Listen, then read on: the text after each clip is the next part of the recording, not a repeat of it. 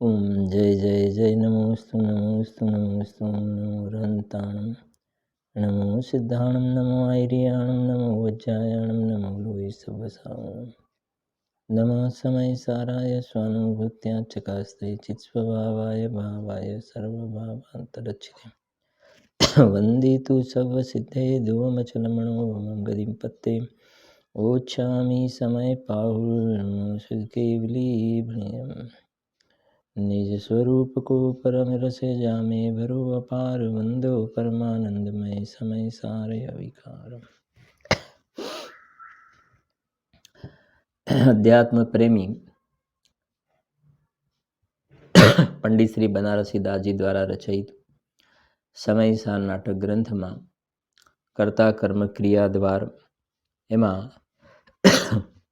15मा नंबरનો छंद છે આપણે પાઠ કરીશું। પહેલા જે તૈયાર કરવાનું બધાને કહ્યું છે ને, ભેદ વિજ્ઞાની જીવ કર્મનું કરતા નથી, માત્ર દર્શક છે। जैसे राजहंस के वदन के सपर सतम, देखिए प्रगट न्यारो छिर न्यारो नीरहेम, तैसे समकिति की सुदृष्टि में सहज रूप, न्यारो जीव न्यारो कर्म न्यारो ही शरीर है। जब शुद्ध चेतन को अनुभव अभ्यास तब, भासे आपू अचलन दूजो और सिर है। पूर्व कर्म उदय आई के दिखाई दे, करता न होय तीन को तमाशगीर है। एमा આપણે 24 અને 25 નંબરનો છંદનો પાઠ કરીશું। પહેલા આપણે 24 અને 25। ज्यों माटी में कलश होने की सकती रहे ध्रुव, दंड चक्र चीवर कुलाल बाहज निमित्त हो, त्यों पुदगल परवानु पुंज वर्गना भेष धरी, ज्ञानावरणादिक स्वरूप विचरंत विविध परी, बाहज निमित्त बहिरात्मा गहि संशय अज्ञानमति, जग माहि अहंकृत भाव सो कर्म रूप है परिणमति। 25 नंबर से। जे न करे नय पक्ष विवाद, जे न करे नय पक्ष विवाद, धरे न विखाद अलेखन भाखे, जे उद्वेग तजे घट अंतर, शीतल भाव निरंतर राखे, जे न गुणी गुण भेद विचारत, आकुलता मन की सब नाखे, ते जग में धरिया तम ध्यान, अखंडित ज्ञान सुधा रस चाखे। आज बन्ने छंद से ए ग्रंथादिराज समाचार में 68 અને 69 એ બંને છંદ જે છે એનો નંબર એની વચ્ચે 11 ગાથા આવેલી છે। એમાં 5 ગાથાનું આપણે એક ઝુમખું જોયું, ત્યાર પછી બીજી 2 ગાથા આપણે છેલ્લા સ્વાધ્યાયમાં સમયસારમાંથી જોઈ હતી। આજે આપણે આગળ એનું પણ થોડો ભાગ જોઈએ છીએ। જુઓ,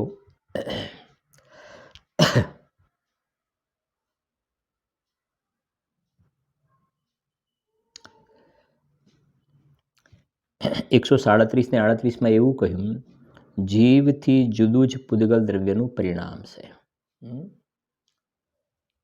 જીવથી જુદું જ પૂદગલ દ્રવ્યનું પરિણામ છે। બંને જો ભેગા થઈને પરિણમે તો જીવ દ્રવ્યને પણ જડ કર્મ રૂપે પરિણમવાનો પ્રસંગ આવે, એ વાત થઈ હતી। જો ભાવાર્થ છે ને એનો, જો પૂદગલ દ્રવ્ય અને જીવ ભેળા થઈને કર્મ રૂપે પરિણમે છે એમ માનવામાં આવે તો બંનેને કર્મરૂપ પરિણામ ઠરે। અહીંયા પૂદગલ દ્રવ્ય તરફથી વાત કરી છે, બરાબર। પછી એના પછીની ગાથામાં જોઈશું ને તો જીવ અને પૂદગલ બંનેને અજ્ઞાનમય રાગદ્વેષ રૂપ પરિણમવાનો પ્રસંગ આવે, એવી તરફથી વાત છે, બરાબર। જો પૂદગલ દ્રવ્ય અને જીવ બંને જીવ ભેળા થઈને કર્મરૂપે પરિણમે છે એમ માનવામાં આવે તો બંનેને કર્મરૂપ પરિણામ ઠરે। પરંતુ જીવ તો જડ કર્મ રૂપે કદી પરિણમી શકતો નથી. તેથી જીવનું અજ્ઞાન પરિણામ કે જે કર્મને નિમિત્ત છે, જે નવા કર્મ બંધાય છે એમાં નિમિત્ત છે, તેનાથી જુદું જ પૂદગલ દ્રવ્યનું કર્મ પરિણામ છે. આની આપણે વિસ્તારથી કાલે ચર્ચા પણ કરી હતી. હવે આજે આપણે જે જોઈએ છીએ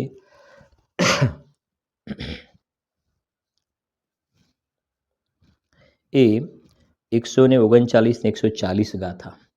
એમાં પૂદગલ દ્રવ્યથી જુદું જ જીવનું પરિણામ છે એમ હવે પ્રતિપાદન કરે છે. પૂદગલ દ્રવ્યથી જુદું જીવનું પરિણામ છે. પહેલામાં જીવથી પૂદગલ દ્રવ્યનું જુદું પરિણામ. બરાબર છે કે નહીં? જો ગાથા વાંચીએ છીએ.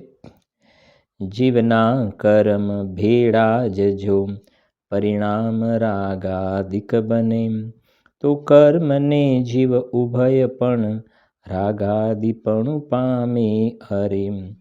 પણ પરિણમન રાગાદિ રૂપ તો થાય છે જીવ એકને. તેથી જ કર્મોદય નિમિત્તથી અલગ જીવ પરિણામ છે. શું કહે છે અહીંયા ગાથાર જુઓ. જો જીવને કર્મની સાથે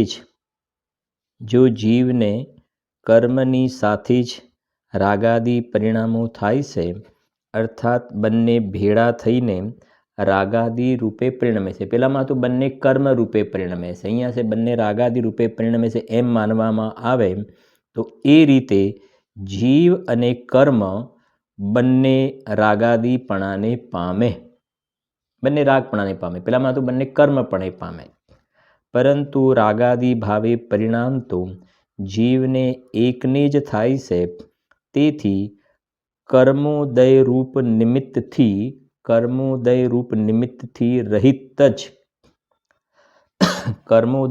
નિમિત્તથી રહિત જ અર્થાત જુદું જ જીવનું પરિણામ છે.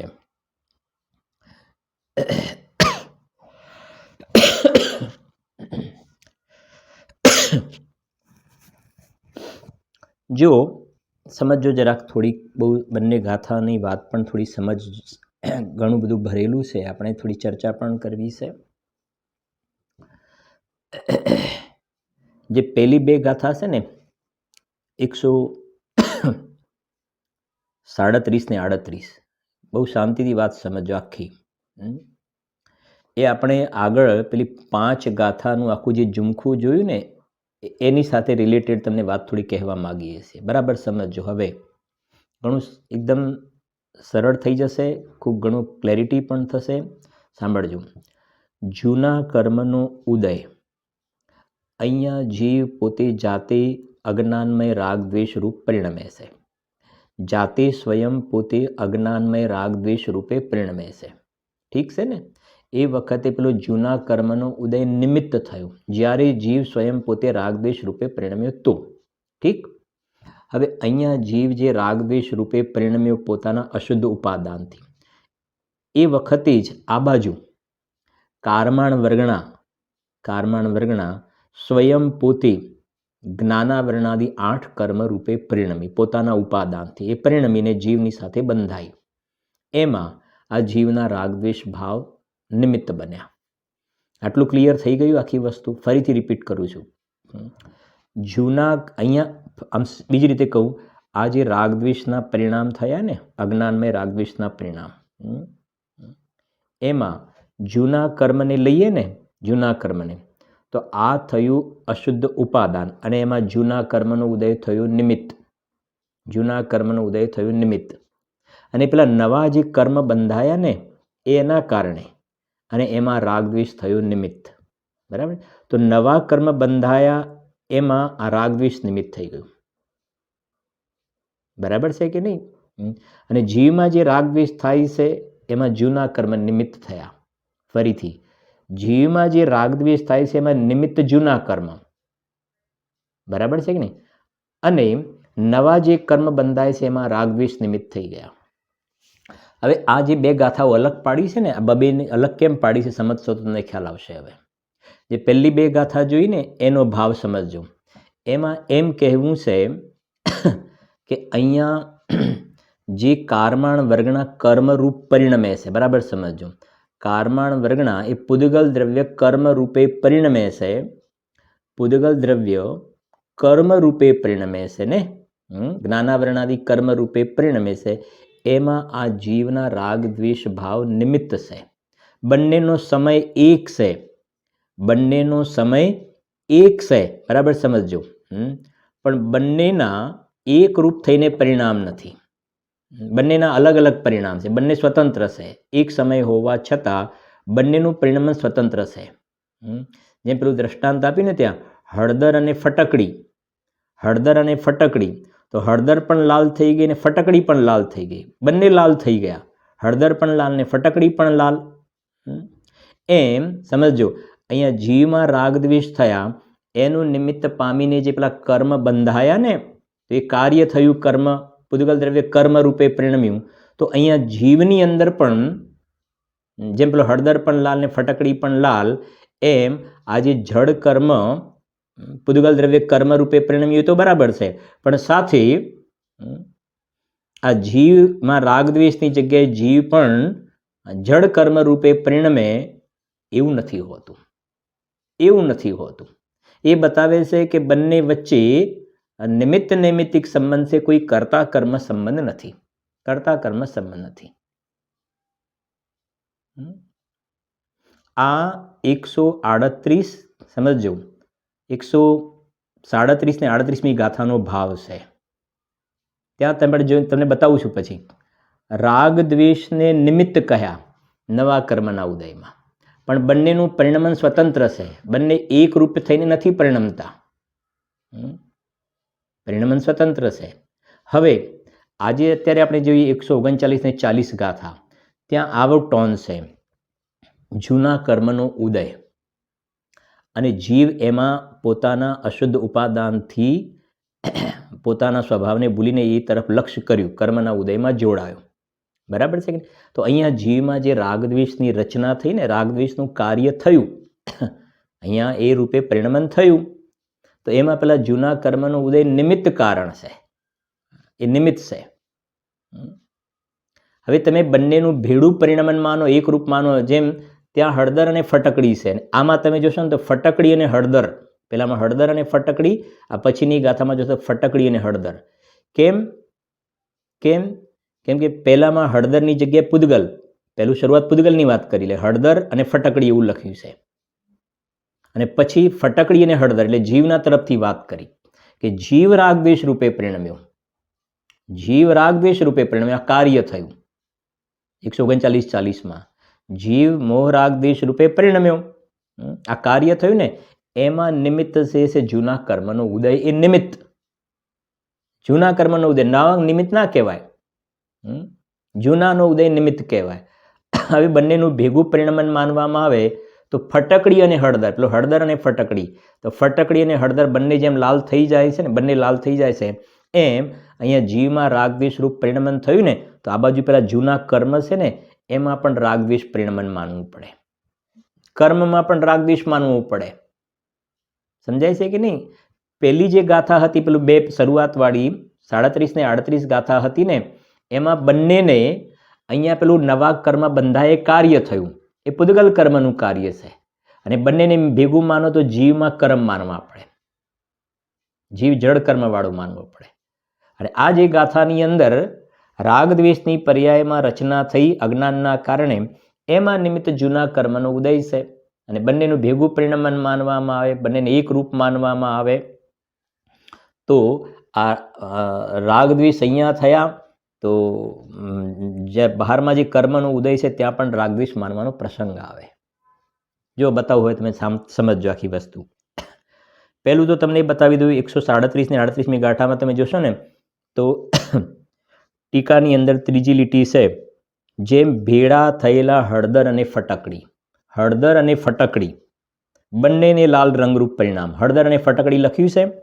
હવે 139 ને 40માં જુઓ, ત્રીજી લીટી, જેમ ભેળા થયેલા ફટકડી અને હળદર બંનેને લાલ રંગરૂપ પરિણામ થાય છે. સમજાય છે કે નહીં? તેમ જીવ અને પૂદગલ કર્મ. તો અહીંયા ફટકડી અને હળદર લખ્યું, પેલામાં હળદર અને ફટકડી લખ્યું, બરાબર છે કે નહીં? પણ ત્યાં બંનેને લાલ રંગરૂપ પરિણામ થાય છે, અહીંયા એવું નથી. અહીંયા કાં તો શું કહેવાય, બંનેને જળ કર્મરૂપ પરિણમન થાય અથવા તો બંને રાગદ્વેષ રૂપ પરિણામ થાય, એવું નથી હોતું, એવું નથી હોતું. સમય એક હોવા છતાં પરિણમન સ્વતંત્ર છે. જુઓ, સમજજો. હવે એમાં તમે જુઓ જરાક,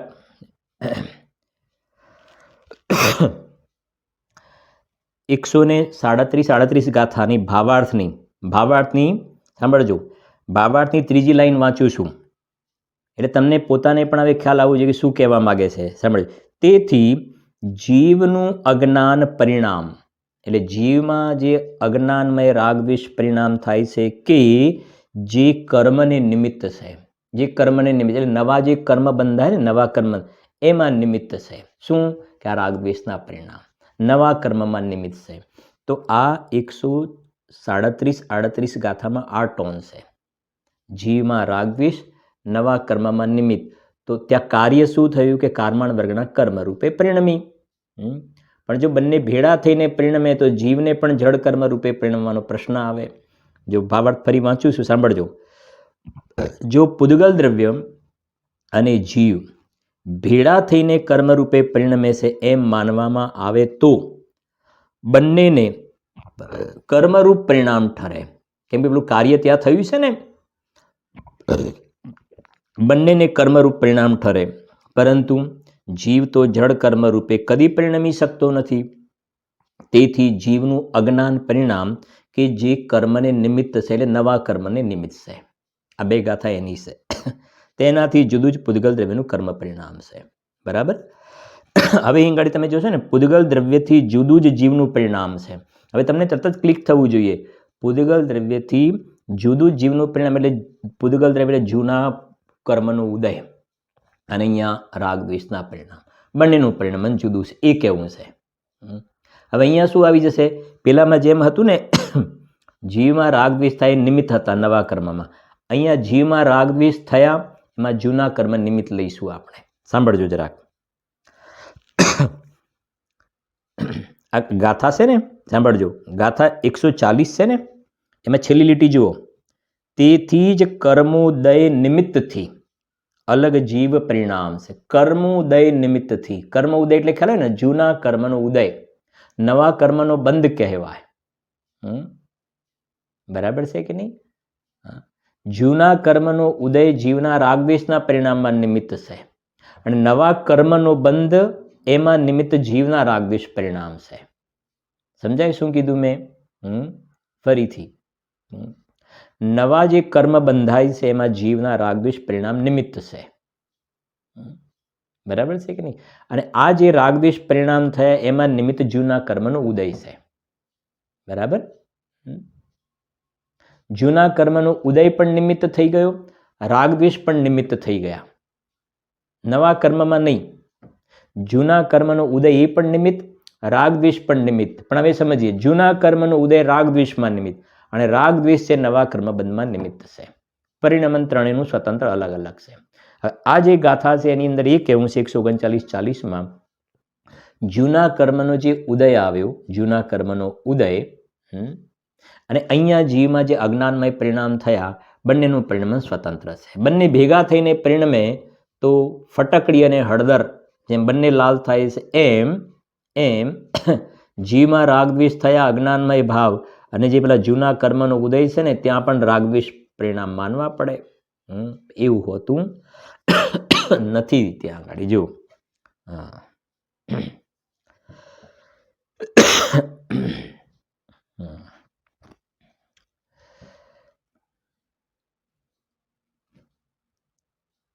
જો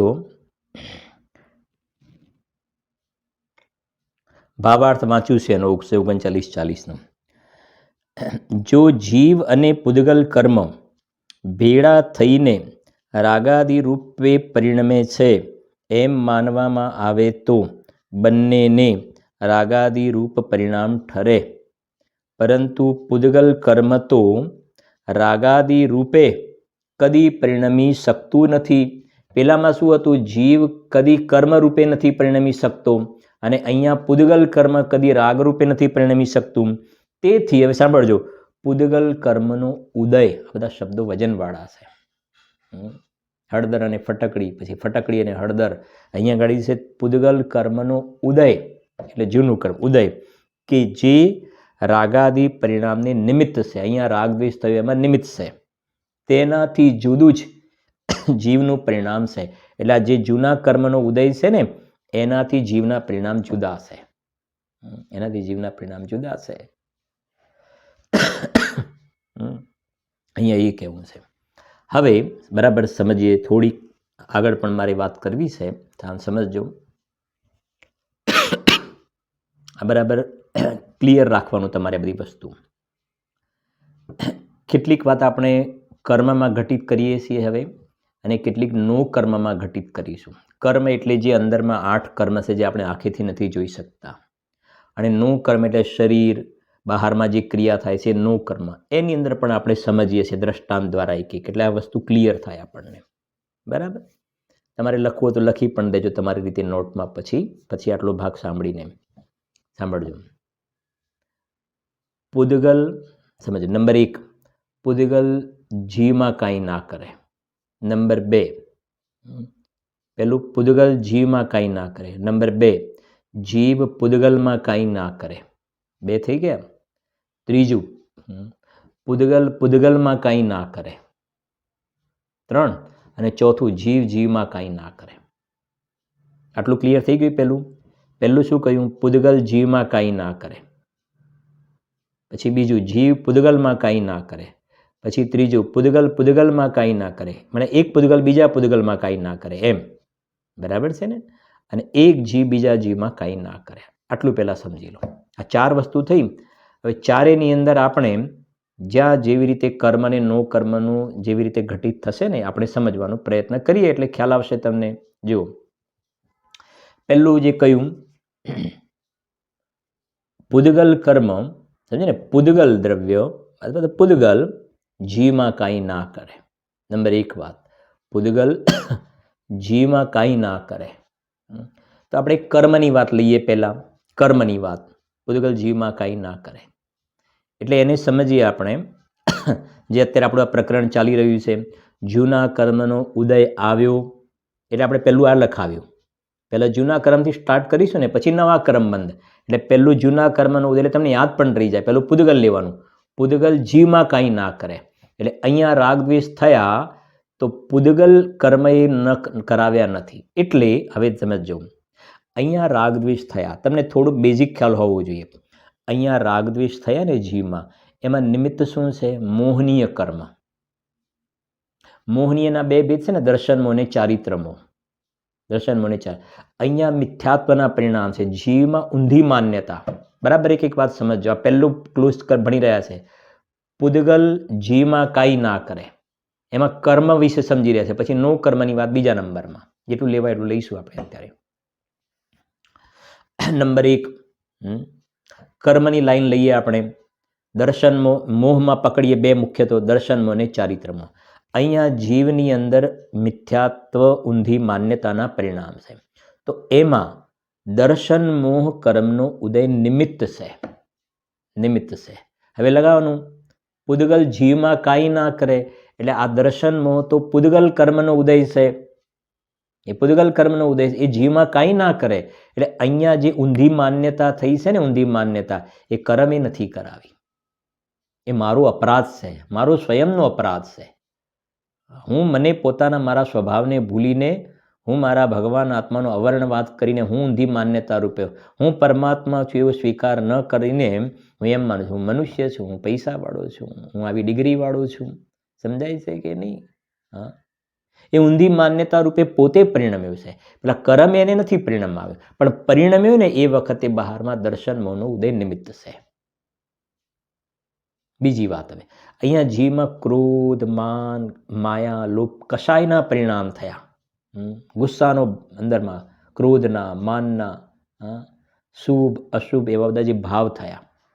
તો એ જીવના સ્વયં પોતે એ ભાવરૂપે પરિણમ્યો છે, અજ્ઞાન દશામાં એ ભાવરૂપે પરિણમ્યો છે. એ વખતે નિમિત્ત રૂપે ચારિત્ર મોહ કર્મ, 8 કર્મમાં ચારિત્ર મોહ કર્મ, પૂદગલિક કર્મ, પણ એ ચારિત્ર મોહ કર્મ જીવને રાગદ્વેષ કરાવે છે, એ વાત ખોટી વાત છે. પૂદગલ જીવમાં કાંઈ ના કરે. પહેલું, પૂદગલ જીવમાં કાંઈ ના કરે. સમજી ગયા કે નહીં? 8 એ 8 કર્મમાં તમે લગાવી શકો. આ તમારું હોમવર્ક સમજી લેવાનું. તમે ટ્રાય તો કરજો કેટલું ફાવે છે.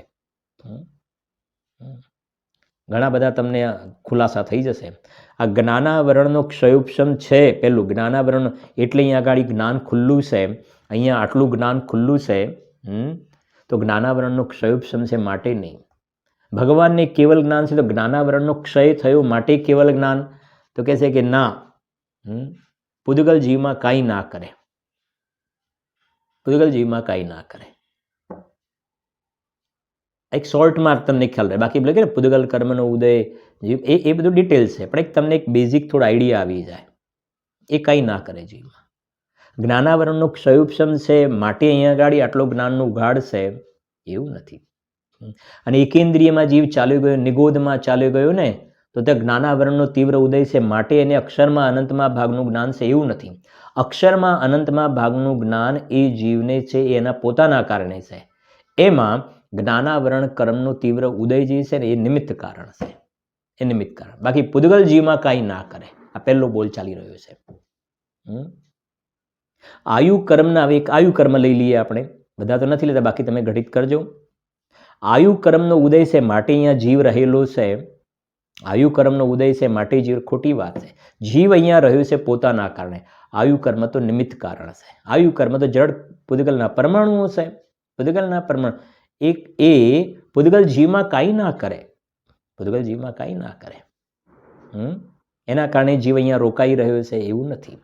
એ તો અહીંયા જીવ જ્યાં સુધી રોકાયેલો છે ત્યાં સુધી આયુ કર્મનો ઉદય નિમિત્ત કારણ છે. નિમિત્ત કારણ છે.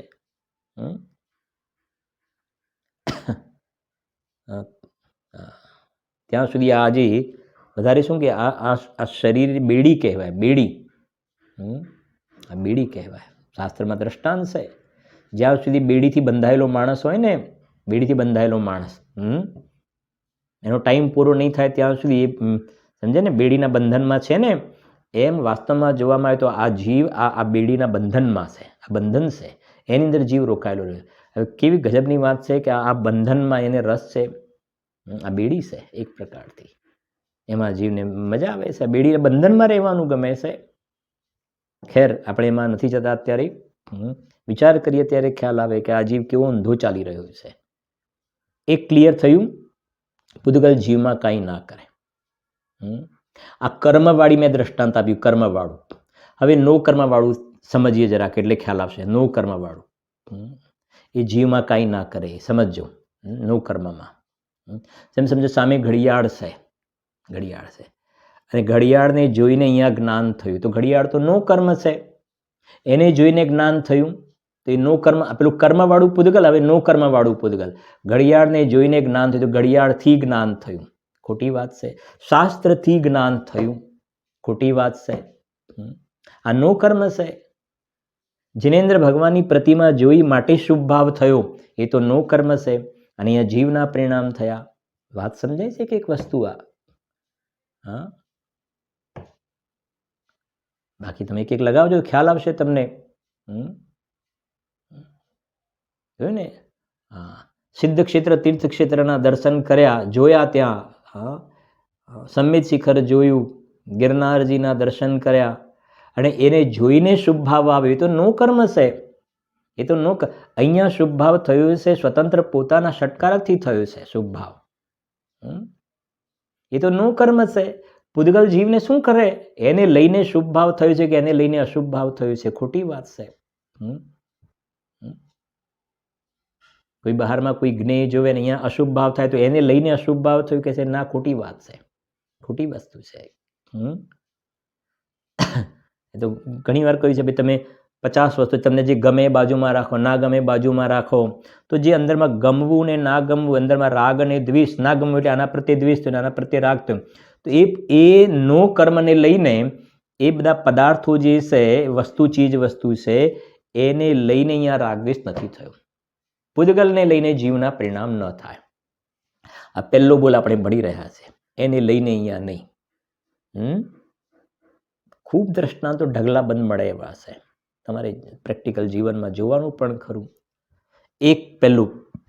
હવે બીજું જીવ પૂદગલમાં કાંઈ ના કરે. પેલું એ પૂદગલ જીવમાં કાંઈ ના કરે. હવે જીવ પૂદગલમાં કાંઈ ના કરે. સમજી ગયા ને? જીવ પૂદગલમાં કાંઈ ના કરે. પહેલાં કર્મમાં લગાવીએ. હવે તમને થોડો ખ્યાલ આવવો જોઈએ. પહેલાં કર્મમાં, જે 8 કર્મ છે ને, તો જીવ પૂદગલમાં કાંઈ ના કરે. આ જે 8 કર્મ બંધાય તો એ તો આ પૂદગલ દ્રવ્ય કારમાણ વર્ગના જે છે સ્વયં 8 કર્મ રૂપે પરિણમે છે. જીવ એમાં કાંઈ ના કરે. જીવ એ 8 કર્મને બાંધે પણ નહીં અને 8 કર્મને તોડે પણ નહીં. ઘાતી કર્મ જીન નાશ કરી, એ તો વ્યવહારના કથન છે. ભગવાન જ્યારે પોતાના સ્વરૂપમાં ડૂબી ગયા ને, તો આ કર્મ જાતે જ ખરી ગયા, અકર્મરૂપ થઈ ગયા. તો વ્યવહારથી કહેવાય કે ભગવાને ઘાતી કર્મનો નાશ કર્યો. ખ્યાલ આવે છે કે નહીં? બાકી જીવ, સમજો, જીવ કર્મમાં કંઈ કરે નહીં, કર્મને બાંધે પણ નહીં, કર્મને રોકી પણ ન રાખે અને કર્મનો નાશ પણ જીવ ના કરી શકે. જીવનું બહારમાં કર્મમાં કશું જ ના ચાલે. એ જ્ઞાનાવરણ, દર્શનાવરણ, મોહનીય, અંતરાય, આયુ, નામ, ગોત્ર, વેદની, એ બધા 8 કર્મમાં જીવનો કંઈ રોલ નથી. અહીંયા જીવના રાગદ્વેષ થયા એનું નિમિત્ત પામીને એ જ્ઞાનાવરણાદી 8 કર્મ એ રૂપે, એ કારમાણ વર્ગના એ રૂપે પરિણમી જાય છે. બાકી જીવ એને બાંધે કે છોડે એવું નથી હોતું. આ કર્મની વાત કરી, થોડી કર્મની.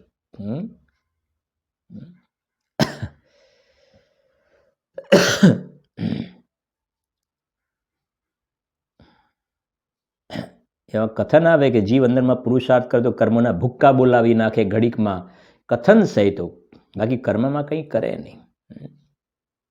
હવે નો કર્મની વાત સાંભળજો. કર્મમાં ન કરે. હવે નો કર્મમાં કાંઈ ન કરે જીવ. નો કર્મમાં કાંઈ ના કરે. હવે આનો પણ મોટો વિસ્તાર છે. નો કર્મમાં કાંઈ ના કરે.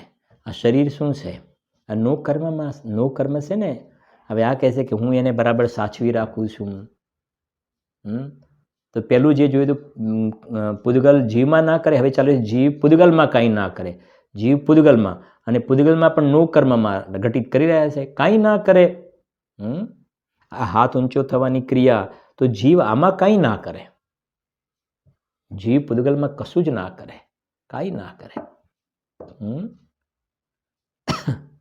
સમજાય છે કે નહીં? હવે આવી ગયું અંદર, જીવ રસોઈ બનાવી શકે કે ના બનાવી શકે? કે ના બનાવી શકે. એ તો નો કર્મ છે. આ પેલી સુખડી બનાવી શકે કે ના બનાવી શકે? જીવ સુખડી બનાવી શકે? જીવ શું તમારે શું કહેવાય, પેલી મિટિંગ હોય, સેમિનાર હોય, કોન્ફરન્સ હોય, એની અંદર ભાઈ એમની સ્પીચ છે, પછી તમારે બોલવાનું છે, પછી તમારી સ્પીચ છે. એમની સ્પીચ સાંભળવા જેવી હોય છે, બહુ સરસ બોલે છે. હવે એ બધા સેમિનારમાં વારાફરતી બધા જે સ્પીચ આપે છે, બોલે છે, ભાષણ આપે છે, એ એમ માને છે કે હું આવું બોલું છું, મેં આવું સ્પીચ આપી, મેં આવું વક્તવ્ય આપ્યું, મેં આવું સ્ટેટમેન્ટ આપ્યું. તો હવે જીવ ભાષા બોલી શકે? જીવ નો કર્મમાં થઈ ગયું. શરીર છે, વાણી છે, એ બધું નો કર્મમાં થઈ ગયું. ક્યાંથી બોલી શકે? લખી શકે, બોલી શકે, એ બધી મિથ્યા માન્યતા છે. કે ભાઈ એમને તો ડાબા હાથે પણ લખતા ફાવે, જમણા હાથે પણ ફાવે. ડાબા હાથે, જમણા હાથે બંને, આમ બંને લખે છે. અરે એનું પરિણામ સ્વતંત્ર. જીવ પૂદગલને કરે કેવી રીતે? અને તો ગાથાઓ ઘણી ચાલી, એમાં પેશે તો કરે ને. એ તો બધી વાત છે. કુંભાર ઘડો બનાવતો નથી, દરજી કપડાં બનાવતો નથી, સોની દાગીના બનાવ, એ તો રેગ્યુલર જોઈ રહ્યા છીએ આપણે આ બધા પાઠ. તો જીવ કર્મમાં કાંઈ ના કરે, એટલે નો કર્મમાં, કર્મમાં પણ ના કરે, નો કર્મમાં પણ કાંઈ ના કરે. કર્મમાં ના કરે તો નો કર્મમાં તો ક્યાંથી કરી શકે? મંદિર બનાવી શકે કે ના બનાવી શકે જીવ? ગુરુદેવ ને પરમાગમ મંદિર આપના કારણે કે કોણ કરે જે મંદિર બનાવી શકે? મેં મંદિર બનાવ્યું, પાછા કોઈ કહે કે તમે બહુ સરસ ભવ્ય મંદિર બનાવ્યું. અરે કોણ કરે ભાઈ? હા, અને આગળ ઘણી ગાથાઓ ચાલી ગઈ. તું સ્વયં પરિણમતાને પરિણામ આવે છે કે સ્વયં અપરિણમતાને પરિણામ આવે છે, નક્કી તો કર. એ પૂદગલ દ્રવ્ય સ્વયં પરિણમનશીલ છે તો પરિણમી રહ્યું છે, તો તે શું કર્યું? અને સ્વયં અપરિણમનશીલ છે તો નથી પરિણમતું ત્યાં આગળ, તો તું શું કરે છે? કાંઈ નથી કરી શકતો. એનું પરિણમન છે જડ ભાવે જડ પરિણમે ચેતન ચેતન ભાવ. કોઈ પલટે નહીં, છોડી આપ સ્વભાવ. એક વસ્તુ લગાવે ત્યારે ખ્યાલ આવે. હા, કહ્યું ને મારા હાથના ઢોસા સારા બને છે ને મારા હાથની ઈડલી સારી બને છે ને મારા હાથનું આ સારું. અરે ક્યાંથી લાવ્યો તું આ બધું? આવું ઊંધું ક્યાંથી ભણ્યું તું બધું? ખોટી વાત છે બિલકુલ. બે થયા, બરાબર સમજો. હવે ત્રીજું, પૂદગલમાં કાંઈ ના કરે. જીવ પૂદગલમાં ના કરે અને પૂદગલમાં કાંઈ ના કરે. આ સુખડીની વાત ફરી યાદ આવી. એ સુખડી આખે મેં બનાવી, સમજો. તો જીવ બનાવે સુખડીને, અને પછી જે સુખડી આમ પેલું તમે ઠારો ને, પછી પેલા છરી વડે આમાં હોય છે ને, આમાં એના ચોસલા પાડે ને, તો એ કહે છે કે એ જે ચોસલા આમાં પડ્યા, બધા પીસ પડે છે, એ શેનાથી થયા? જીવે કર્યા કે છરીથી થયા? છરીથી થયા કે જીવે કર્યા? તો હવે કહે છે ના, જીવે તો ના કરે, પણ છરીથી થયા, ચપ્પુથી થયા. આમ છે તો ના પાડે છે પૂદગલમાં કાંઈ ના કરે. આ છરી જે છે ને, એ જે થાળીની અંદર જે સુખડીનો જે બધો માવો પસારેલો છે ને, એ છરી એને અડતી જ નથી.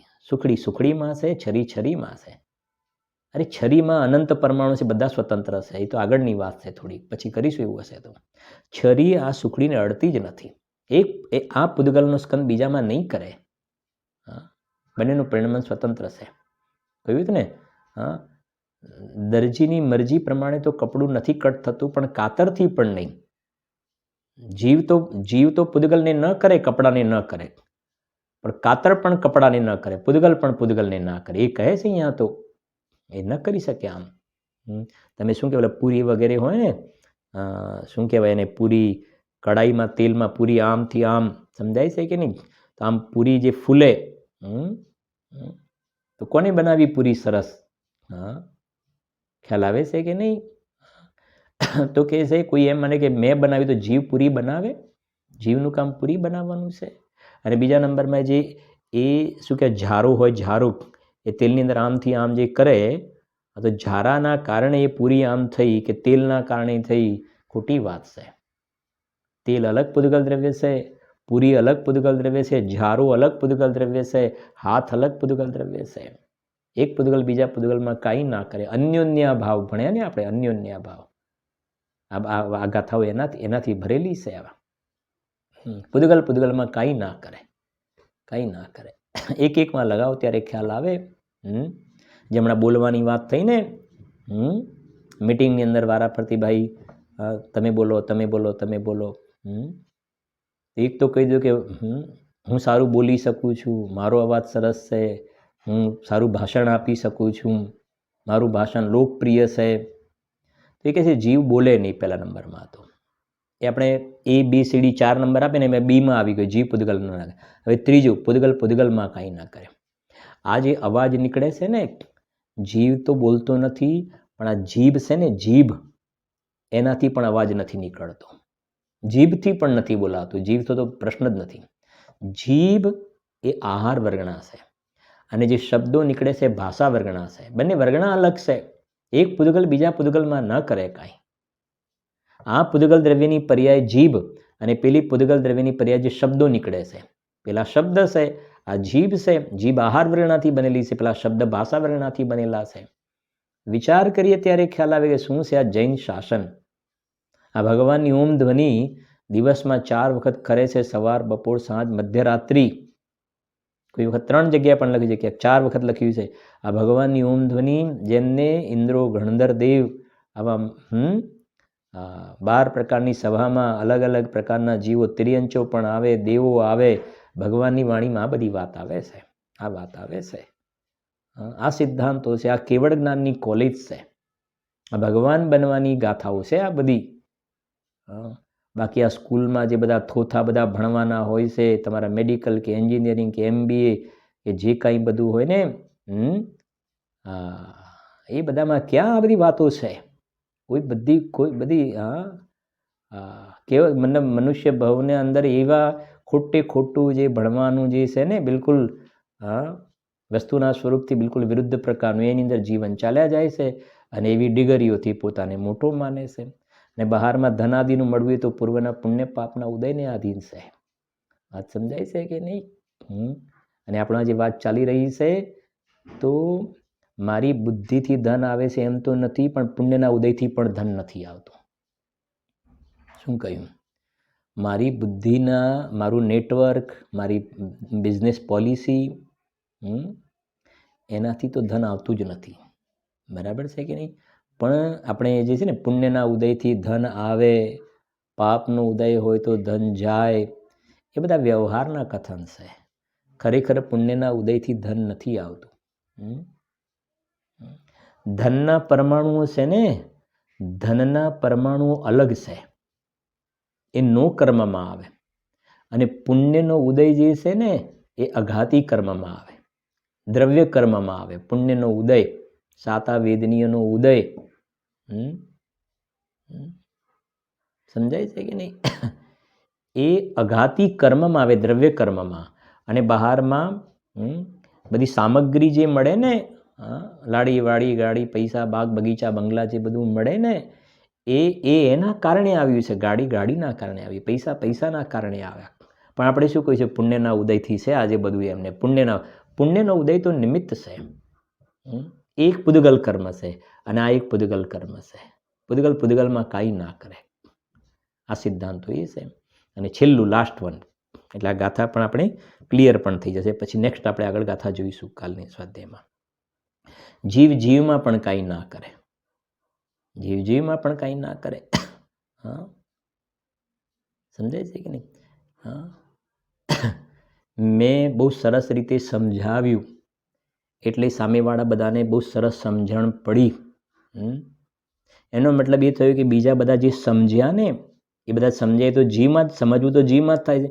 એ બધા જે સમજ્યા, તો મેં એમને સમજાવ્યા માટે એ સમજ્યા, ખોટી વાત છે.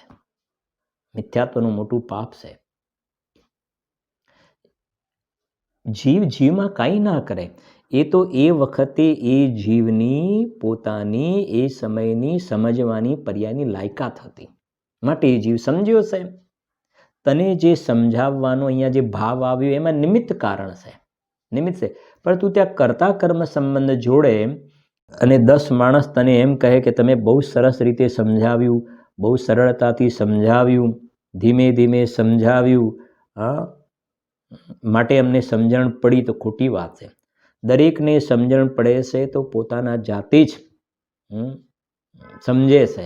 અને એના માટે દ્રષ્ટાંતો ઘણા છે. એક જ ક્લાસની અંદર 50 છોકરા ભણતા હોય, ભણાવવાવાળા ટીચર, સમજાવવાવાળા સમજાવી શકતા નથી, પણ ભાષામાં એમ કહીશું ને, એક ટીચર સમજાવે છે. 50 છોકરા છે, એને એકને 100માંથી 100 માર્ક આવે છે, એકને 50 આવે છે, એકને 0 માર્ક આવે છે. તો સમજાવવાથી સમજ પડતી હોય ને, જીવને સમજાવી શકતો હોય તો બધાના પૂરેપૂરા માર્ક્સ આવવા જોઈએ ને. એ બતાવે છે કે જીવમાં પણ કાંઈ નથી કરી શકતો. જીવ પુદગલમાં ન કરી શકે, પુદગલ જીવમાં, પહેલું પુદગલ પુદગલમાં ન કરે, જીવમાં ના કરે. પહેલું આવી ગયું પુદગલ જીવમાં ના કરે, બીજું આવ્યું જીવ પુદગલમાં ના કરે, ત્રીજું પુદગલમાં ના કરે, આ ચોથું જીવમાં કાંઈ ના કરે. સમજી ગયા કે નહીં? આ જ્ઞાન સંબંધમાં જોયું, એવું સુખ દુઃખ સંબંધમાં પણ જોઈ શકાય. સુખ દુઃખ સંબંધમાં કે મેં એમને સુખી કર્યા, મેં એમને દુઃખી કર્યા, એમના કારણે અમે દુઃખી થયા. સમજાય છે કે નહીં? એમને અમને સુખી કર્યા. અરે એ તો તું પોતે એ વખતે અંદરમાં હર્ષનો અનુભવ કરે છે. પેલી વ્યક્તિ તો બાહ્ય નિમિત્ત કારણ છે. એમને ખૂબ દુઃખી કર્યા, તો તું સ્વયં એવા આર્ત ધ્યાન પરિણમે છે ને, તો એમાં એ નિમિત્ત કારણ છે, બાકી કોઈ કોઈને સુખી ના કરે, કોઈ કોઈને દુઃખી ના કરે, કેમ કે એક જીવ બીજા જીવને કંઈ કરી ન શકે ને. આ તો સિદ્ધાંતો છે. આ હા, પર્યાયની અંદર વિતરાગ ભાવ, સમતા ભાવ પ્રગટ કરવાના બધા મંત્રો છે. આ ગુરુદેવસિંહનું એક બોલ છે ને, આવી સ્વતંત્રતાની વાત, આવી સમજમાં અંદરમાં આવી, પરિણમનમાં આવીને એ ઘણો પુરુષાર્થ હોય તો આ જીવ આ બધી વસ્તુને પચવી શકે છે. આવી સ્વતંત્રતાની વાત સાંભળવા મળવી ખૂબ છે, બહુ મોંઘી વસ્તુ છે, પણ છે સાચી વાત છે, સાચી વાત. એ પ્રમાણે અહીંયા સુધી આપણે 139-40 ગાથાનો આપણે સ્વાધ્યાય થયો. આવતીકાલે આપણે આગળની ગાથા લઈશું. આપણે 141-142 એ પ્રમાણેનો સ્વાધ્યાય કરીશું. બાકી તમે દ્રષ્ટાંતો બનાવજો તો ખરા, કર્મના અને નો કર્મના એ પ્રમાણે બનાવજો, એટલે ખ્યાલ પણ આવશે ને. निज निधि निज में बताई, यह अनंत उपकार है, उसके लिए जिन वाणी माँ को वंदना शत बार है, वंदना शत बार है.